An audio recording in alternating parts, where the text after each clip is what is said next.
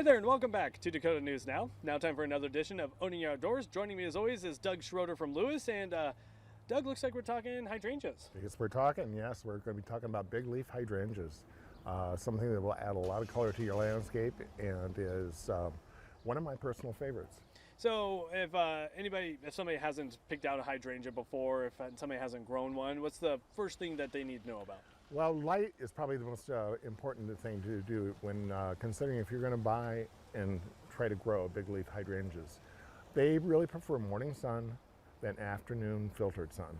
So if you have an east exposure, perfect for this type of plant. Or if you're in a tree area of town, another good idea for this to be grown. So watering wise, you don't want to overwater it, right? Nope. They really like rich, nutrient-based soil, organic-based soil, but it needs to be well drained. And you can test it when it starts getting a little dry.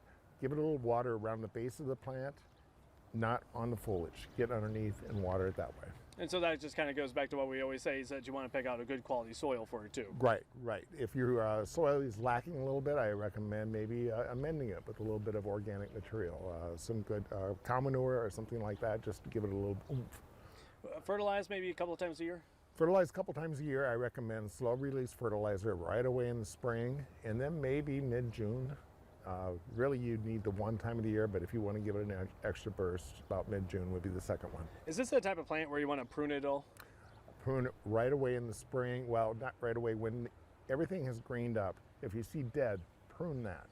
But give it a chance to actually green up first, because it will come back on old wood, and this will bloom on old wood. This plant will also bloom on new sprouts from the plant. So give it a chance and just cut away the dead. And so because it kind of has that trait to it, it's a good idea to winterize each year, right? Yes, winterize. That's probably one of the most important things you can do with this plant. Give it a good layer of mulch going into winter. It gives it the best chance for coming back next spring. And you have a new type of hydrangea this year, right? We do. Introducing Eclipse. Eclipse is got purplish foliage with kind of a cranberry bloom. Brand new this year, called Eclipse, and we're kind of excited about it. Oh yeah, you can kind of really see the cranberry type colors like right here, especially once you get inside the petals there. Right. Looks real nice, but would work pretty well in a thriller, filler, spiller, right? It would be perfect in a container. In fact, I encourage a lot of my friends to use this in a container. Just remember, if you use it for your patio in a container, it is an annual.